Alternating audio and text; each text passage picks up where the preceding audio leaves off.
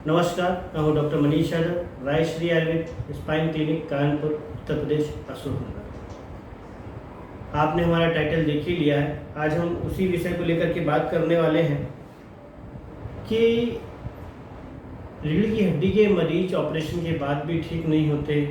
क्या ऐसी गलती कर जाते हैं या हम लोग पचासों तरीके की फिजियोथेरेपी या यूं कह ले radio ablation therapy, injection therapy, oral medication, Ayurvedic medication, homeopathic medication, तरीके तरीके के जो व्यक्ति जहाँ जहाँ के लोग, कोई बाबा की भभूत बता देता है तो कोई जला देता है, कोई कुछ बताता है, कोई महंगी दवाई लिखता है तो कोई सस्ती दवाई लिखता है।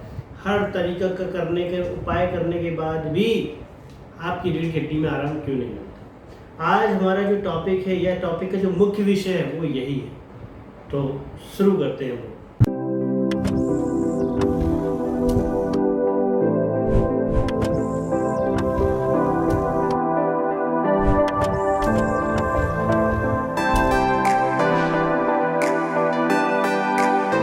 जैसा कि हमारे सभी मरीज जो इस वीडियो को देख रहे हैं वो कहीं ना कहीं रीढ़ की हड्डी से लंबे समय से जूझ रहे होते हैं। या तो बिस्तर पे लेटे लेटे वो अपंग हो चुके होते हैं, नीचे का हिस्सा काम नहीं करता है, लैट्रिन बाथरूम का हिस्सा काम नहीं करता है, पैर नहीं चल रहे होते, घुटना नहीं चल रहा होता, एड़ी नहीं चल रही होती है, उन्होंने सर्जरी करा रखी होती है।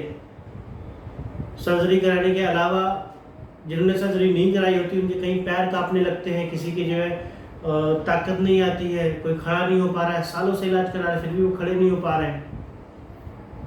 क्या मुख्य वजह होती है?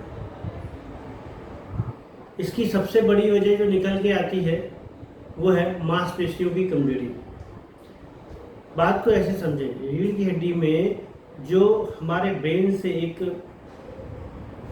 मेन जो नस आती है जिसको हम स्पाइनल कॉर्ड बोलते हैं, वो स्पाइनल कॉर्ड के अंदर बहुत सारी नसें होती हैं। इसको आप कुछ ऐसे समझें जैसे हमारे पास में एक वायर होता है। मैं उदाहरण के लिए इस वायर को लेता हूँ।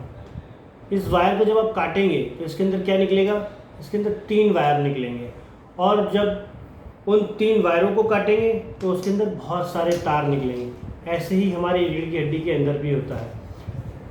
दिमाग से चलने वाली जो मुख्य नस स्पाइनल कॉर्ड होती है वो C1 में, C2 में, C3 में, C4 में, C5 में, थोरेसिक रीजन में, लंबर रीजन में, सैक्रम रीजन में, कॉक्सी रीजन में, हर जगह पे जा करके जगह जगह पे अंगों की संवेदनाओं को दिमाग तक को पहुंचाने का काम करते हैं। इसमें किसी प्रकार का ब्लड नहीं बहता है, इसमें संदेश आने और जाने का काम होता है, न्यूरॉन्स के आने जाने का काम होता है, संवेदनाएं आने जाने का काम होता है। उसमें क्या होता है, ये संवेदनाएं इतनी फास्ट काम करती हैं कि आप पलक झपकाते हैं, वो पलक झपकाने के लिए सोचते भी नहीं है, उससे पहले पलक झपक जाती है। सेकंड से कम सेकंड में भी, सेकंड के बहुत कम हिस्से के समय में भी ये जो है अपना काम कर देती है। लेकिन ये जो स्पाइनल कॉर्ड होती है ये हमारी वर्टिब्रा के चारों तरफ एक हड्डी से, वर्टिब्रा नाम की हड्डी से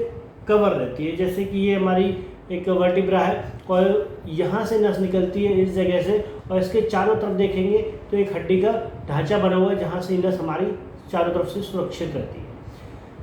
जब भी मरीज कभी चलता है, उठता है, फिरता है, जो भी काम करता है डेली रूटीन का, वो चाय पीने के लिए उठा, बच्चे को उठाने के लिए उठा, गद्दा लगाने के लिए बैठा, पत्नी के साथ घूमने जा रहा है, बच्चों के साथ खेल रहा है, माता पिता की सेवा कर रहा है, घर का सामान लेके आ रहा है, इन काम करने के दौरान शरीर में बहुत प्रकार के बदलाव आते हैं, मेटाबॉलिक चेंजेस आते हैं। शरीर की बहुत सारी खराब तंतु पेशिकाएं टूटती हैं, बनती हैं, टूटती हैं, बनती हैं। परंतु कई बार ऐसा काम होता है कि टूटती तो जाता है और बनने का जो प्रोसेस होता है वो कम हो जाता है। ये बनने के जो प्रोसेस कम होते हैं, इसी दौरान जो हमारी डिस्क होती है इसी वजह से कमज़ोर होने लगती है। आखिरी कमज़ोर जो हो रही है इसके पीछे की जो मुख्य वजह है वो आपका एक कारण शुगर हो सकती है, एक कारण आपका बीपी हो सकता है। क्या कभी आपने सोचा था रीढ़ की हड्डी के मरीज जिन लोगों को ऑपरेशन के बाद आराम नहीं मिलता उनके पीछे भी एक कारण बीपी और शुगर होता है? या बिना ऑपरेशन के भी बहुत सारे लोग सालों से दवाई खा रहे होते हैं, फिर भी नहीं आराम मिल रहा होता है, क्या कारण होता है? तो उसके पीछे एक कारण बीपी और शुगर भी होता है, और एक होता है हमारा विसरल फैट, यानी कि तोंद। जो हमारी तोंद निकल आती है ना, वो भी तो हमारी रीढ़ की हड्डी को खींच रही होती है। उस तोंद की वजह से जो है हमारी स्पाइन का जो कर्व होता है, जो उसका शेप होता है, वो डिस्टर्ब हो जाता है। वो लगातार एक अनवांटेड प्रेशर हमारी रीढ़ की हड्डी पे बना के रखती है। अनवांटेड जो है उस पर जो डिस्क होती है, उस पर एक दबाव बना के रखती है। इस अनवांटेड डिस्क के दबाव की वजह से डिस्क के वियर एंड टियर्स बढ़ जाते हैं। अगर ऐसे जिन पेशेंट का पेट निकला हुआ है, ओबेसिटी है, ऐसे पेशेंट को अगर डायबिटीज़ है तो उसकी मसल्स वीक होंगी, मसल्स वीक हो जाएंगी, ओबेसिटी रहेगी, रीढ़ की हड्डी भी दबी हुई है, कंप्रेशन भी है, ऊपर से मसल्स भी वीक है, तो पेशेंट यहाँ से लाख वो कैल्शियम की दवाई खाता है, लाख वो जो है पेन किलर्स खाता है, पर मरीज को आराम नहीं मिले। अगर मान लीजिए उस पेशेंट को बीपी की शिकायत है, तो या तो कैल्शियम चैनल ब्लॉकर ले रहा होगा, या फिर जो है कुछ ऐसी दवाइयाँ ले रहा होगा, स्टेरॉइड वगैरह का भी सेवन कर सकता है, डायबिटिक्स दवाइयाँ ले रहा होगा, क्योंकि बीपी को कंट्रोल करने के लिए सामान्य तौर पे दवाइयाँ दी जाती हैं। इसके साइड इफ़ेक्ट भी हमारी बॉडी पे बहुत सारे होते हैं। कहीं हो सकता है पेशेंट को थायरॉक्सिन चल रही होगी, थायराइड वगैरह होगा, थायरॉक्सिन वगैरह चल रही होगी, उसके भी साइड इफेक्ट होते हैं, वो भी हमारी मसल्स को कहीं ना कहीं वीक करते हैं। अब आप एक तरफ तो कैल्शियम की दवाइयाँ दे रहे होते हैं रीढ़ की हड्डी के मरीजों को, जिसकी वजह से जो न्यूट्रिशन बॉडी को दोबारा अवशोषित करके बॉडी को देना चाहिए था, वो बॉडी को नहीं मिलता है, वो बॉडी से न्यूट्रिशन चला जाता है, बाहर निकल जाता है शरीर से, मरीज को वो मिलता ही नहीं है। बहुत सारी ग्लूकोज चाहिए होती है उन मसल्स को बनाने के लिए, लेकिन हमारा मरीज डायबिटीज़ का मरीज है, इसलिए उस ग्लूकोज को शरीर से बिना पचे ही बाहर निकाल दिया जाता है। तो जब ऐसी कंडीशन होती है तो मरीज को ये नहीं पता होता है कि हमें किस समय पे कैसे काम करना है। वो हड्डी वाले डॉक्टर को अलग दिखा रहा होता है, बीपी के डॉक्टर को अलग दिखा रहा होता है, डायबिटीज़ के डॉक्टर को अलग दिखा रहा होता है। तो डायबिटीज़ वाला अपनी दवाई चला रहा है, बीपी वाला अपनी दवाई चला रहा है, हड्डी वाला अपनी दवाई चला रहा है। कई बार तीनों की चीज़ें कॉमन भी होती है, कई बार तीनों की चीज़ें बिल्कुल अलग अलग जा रही होती हैं। इस वजह से भी ऐसा होता है कि पेशेंट लगातार दवाई खा रहा है, पेशेंट फिर भी ठीक नहीं हो पा रहा है। तो ये जो चीज़ है इसको मरीज को समझना पड़ेगा। रीढ़ की हड्डी के मरीज को ओबेसिटी है, थायराइड है, बीपी है, शुगर है, तो ऐसे मरीज को बड़ा सोच समझ कर अपना इलाज कराना होगा, अन्यथा वह ठीक नहीं हो सकता। कड़वा है पर सच यही है, इस कड़वे को एक्सेप्ट करते हैं यदि आप, तो फिर ताला पता है या ताला है तो चाबी भी होगी, आग लगी है तो पानी भी होगा, आग लगने का कारण भी पता चलेगा, आग बुझाई भी जा सकती है। और पहले पता तो चले आखिर रीढ़ की हड्डी में आराम क्यों नहीं मिल रहा, हमें कोई बताए भी तो। ना हम अपने डॉक्टर के पास जाते हैं, ना हम उससे पूछते हैं, ठीक है। तो पूछने के विषय में थोड़ा ध्यान दीजिए। हम डॉक्टर के पास जाते हैं, हमें क्या दिक्कत है। मेरे पास 70% तक मरीज ऐसे आते हैं जिन मरीजों को रीढ़ की हड्डी में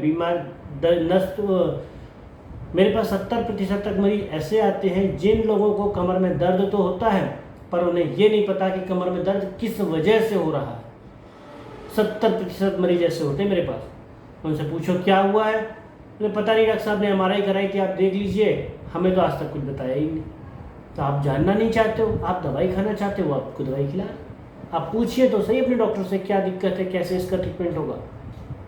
रही बात जिन लोगों की ऑपरेशन की होती है, तो ऑपरेशन के बाद भी यदि मान लीजिए आपको डायबिटीज़ है, फिर मसल्स कैसे ग्रो करेगी।